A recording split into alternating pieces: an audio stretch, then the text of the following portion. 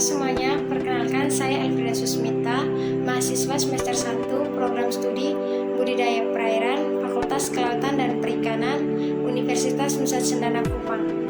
Saya akan menceritakan seputaran kelautan dan perikanan di Indonesia.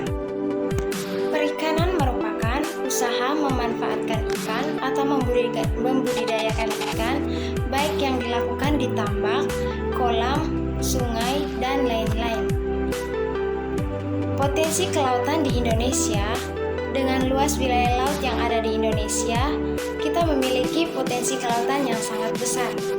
Hingga akhir Desember 2019, kawasan konservasi perairan saat ini memiliki luas mencapai 23,14 juta hektar atau sekitar 7,12% dari luas perairan yang dimiliki Indonesia. Potensi lestari sumber daya ikan di Indonesia sebesar 12,54 juta ton per tahun dengan nilai ekonomi mencapai USD 20 miliar per tahun. Dari jumlah tersebut, menurut ketentuan internasional yang boleh dimanfaatkan sekitar 10 juta ton per tahun atau 80% dari seluruh potensi lestari kelautan dan perikanan di Indonesia. Secara budidaya, potensi perikanan Indonesia adalah yang terbesar di dunia, baik perikanan tangkap maupun perikanan budidaya. Sisanya 56,8 juta ton per tahun adalah potensi perikanan budidaya, baik budidaya laut atau marikultur, budidaya perairan payau atau tambak, maupun budidaya perairan tawar atau darat. Berikutnya kita akan membahas tentang potensi kelautan dan perikanan di Nusa Tenggara Timur. Potensi kelautan dan perikanan di Nusa Tenggara Timur belum dimanfaatkan secara maksimal. Hal ini dapat dilihat dari produksi perikanan yang rendah serta infrastruktur pembangunan yang tidak dibarengi dengan perawatan dan pemeliharaan ikan. Selanjutnya kita membahas tentang potensi perikanan budidaya di Nusa Tenggara Timur. Provinsi Nusa Tenggara Timur dikenal sebagai provinsi penghasil rumput laut terbesar di Indonesia. Komoditas ini menjerai komoditas budidaya di Nusa Tenggara Timur.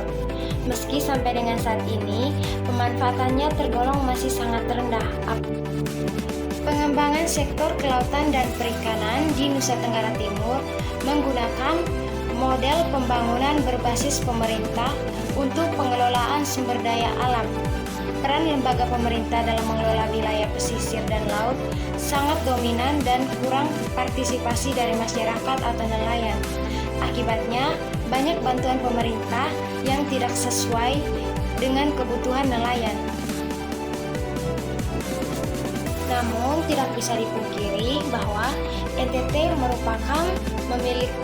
merupakan provinsi yang memiliki potensi perikanan tangkap yang besar, namun terkendali karena banyak hal, sehingga baru 40% dari potensi lestari, yaitu sebesar 388,7 ton per tahun. Tangkapan utama perikanan di NTT berupa ikan palagis, yaitu ikan tuna, cakalang, tenggiri, selar, dan sebagainya. Produksi perikanan laut di NTT menurut data BPS NTT sebesar 1118.827 ton pada 2015, meningkat hingga 173.296.000 ton pada tahun 2016, tetapi menurun menjadi 1.328.000 ton pada tahun 2017. NTT sangat luar biasa, hebat, dan punya laut yang luas dengan segala potensinya. Saran dari saya untuk pengembangan kelautan dan perikanan di Nusa Tenggara Timur harus dapat didukung dengan kontribusi maksimal dalam pengembangan sektor kelautan dan perikanan di Nusa Tenggara Timur. Sekian informasi tentang kelautan dan perikanan dari saya. Semoga bermanfaat bagi kita semua. Terima kasih.